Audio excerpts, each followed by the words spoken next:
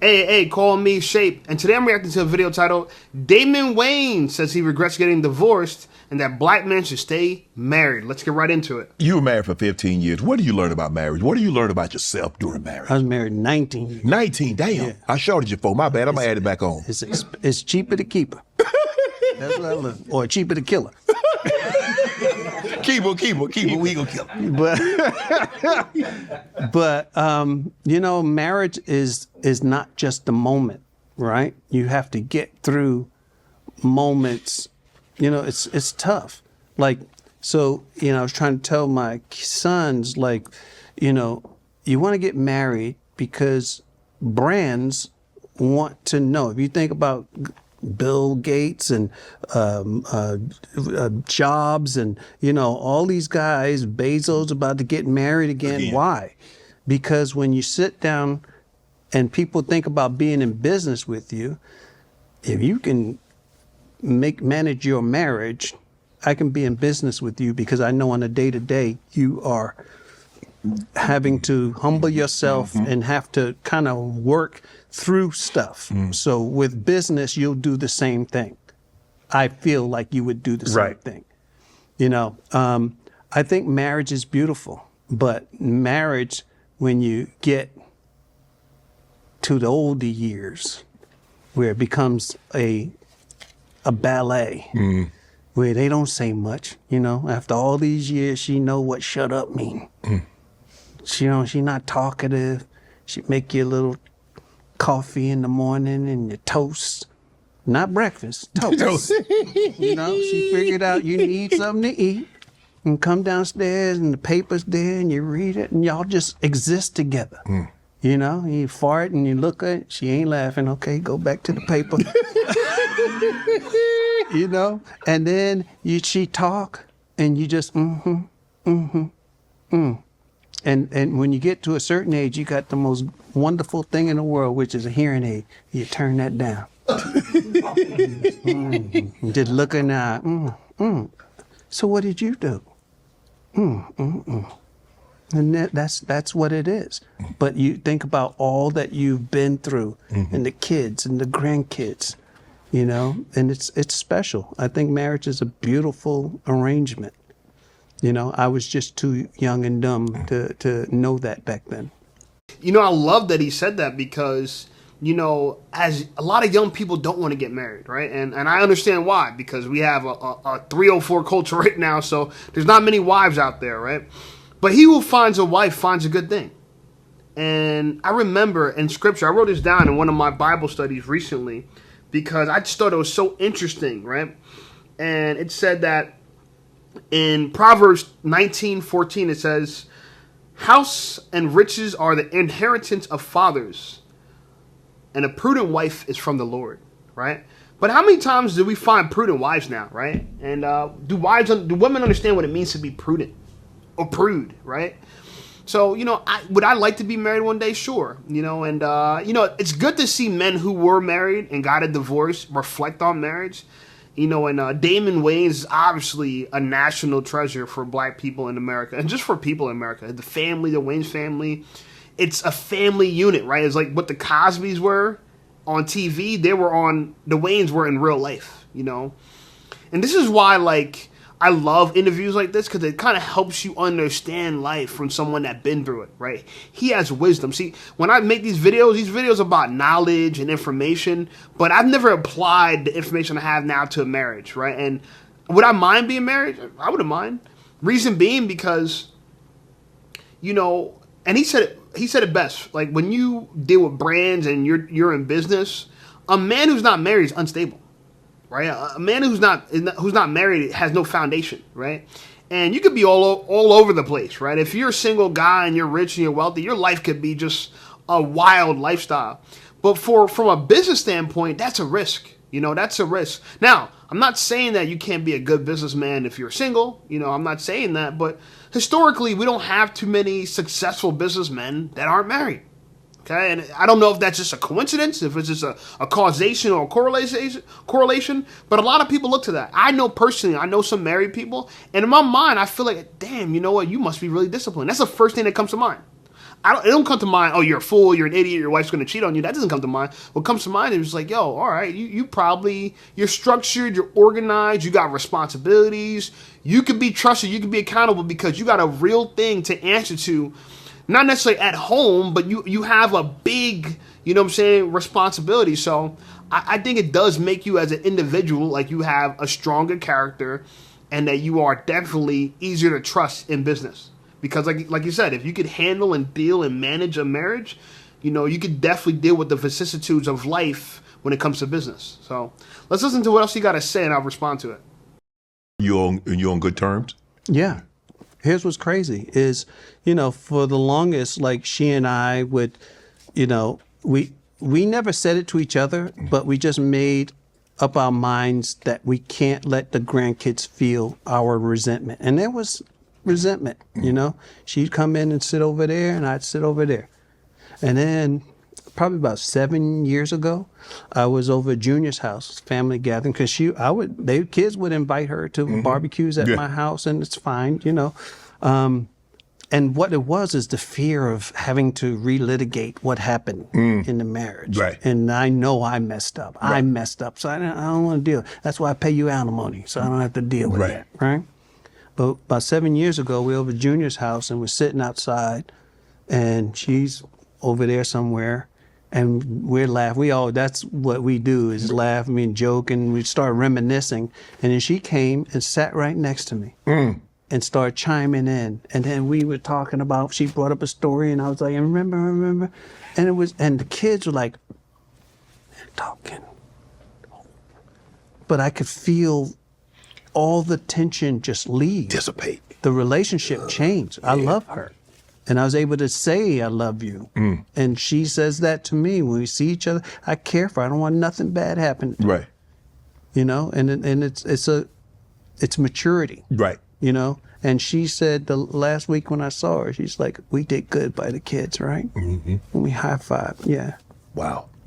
So what's the dating life like for us? Because I need, I'm headed towards 62, bro. I don't date. I'm happy. You happy? I wake up in the morning like a kid. You run outside and you come home smelling like pennies.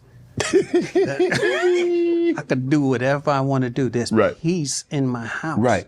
I don't have to, hey, we good? You all right? You need anything? Yeah, I could not. I've been by myself too long. You set in ways then, huh? So you ain't getting married no more, huh? No. I never say never. Right. Because if some woman can climb over the wall of resentment and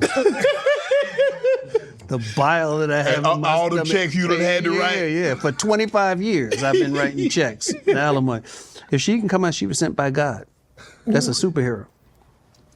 Hold on. That can't be true. That you dated the same woman as your nephew once? Yeah. I was in love with her. That's the thing. Come on, you ain't never did. Hell no, I ain't never did that. The Jackson 5. No. that's for a family member, that's off limits, Damon. No, but it wasn't like they were in love. So he dated her. Do you know how small the pool is out here in Cali? Yes. The dating pool? And this was probably, 2001. Did you know her originally? Did she know originally that? Yes, when I met her. So I got divorced and I was by myself for 2 years. Right. Right? And then I saw her and I was just like, oh my God, I'm in love.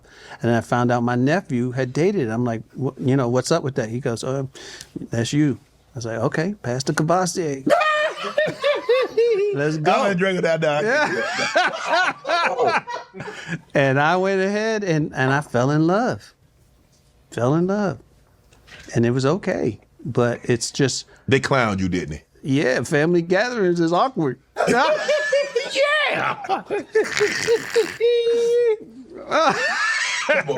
I don't know about that one, Dave. I'm at the... I would just have to let her go. Nah, you see it, you understand. And she cooked. She went to cordon bleu. What? Mm-hmm. She cooked oxtail, neck bone, mac and cheese, whatever, collard greens, all that, and then some. With turkey desserts. Dessert. Come on. Oh man. Like a bona fide chef. I think she does that now. Amazing. I might have to think about it. And then the other things. While she cooked. I do not approve this method. You have type 2 diabetes. How's that going? How's it going? Yeah. I mean, how do you... It's like my club foot. No, it's good. Did you always have diabetes, or you developed it over the years? I got it in 2017. How? I don't know. It's in your family genes? It's not in the family genes. It's fine when people say that. It kind of bothers me because as black people, we don't realize all the things you just mentioned, from the girl from Cordon Bleu, chicken bone, neck bone, steaks, lobster. You don't think this contributes to diabetes? I don't want to get into it because I already know my audience is going to argue with me. Let's stick to the dating stuff. I would never date my nephew, cousin, friend, someone they used to date. Absolutely not. It's off limits. But, Hollywood is weird. Okay? It's weird. Okay? And the fact that the woman would be okay with it, like you slept with someone's uncle and them at the same, like not the same time, but you slept with both of them?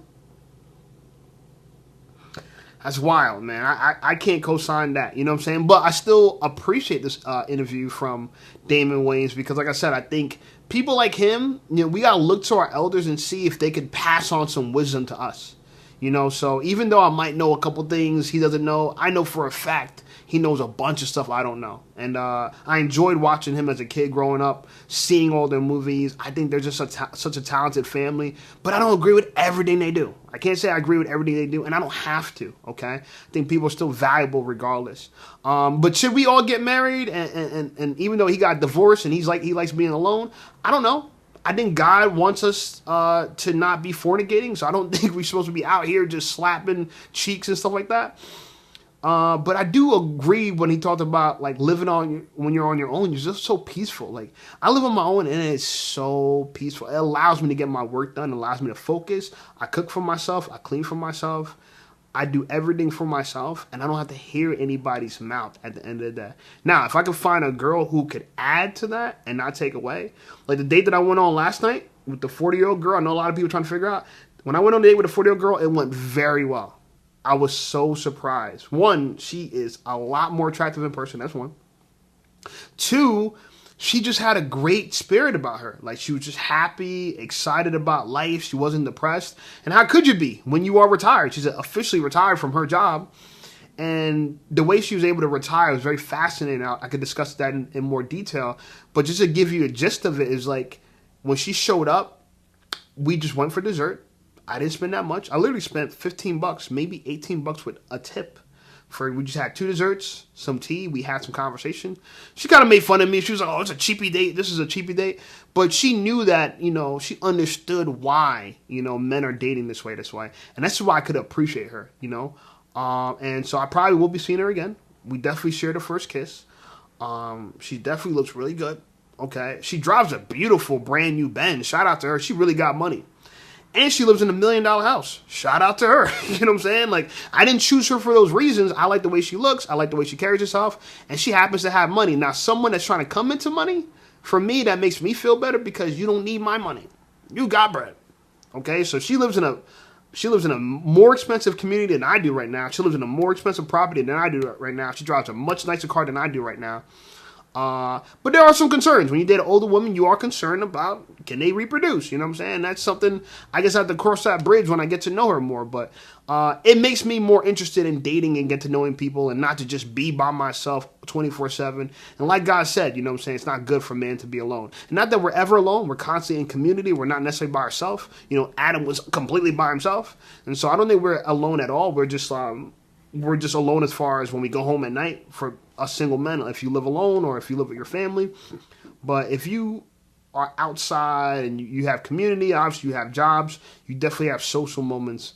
And that might be more than enough for most people. You know what I'm saying? But if you're trying to get your little thing wet, you know what I'm saying, you might have to get in a relationship. Anyway, like the video, subscribe to the channel blowing up. I appreciate you guys. Shout out to everyone that purchased a hat.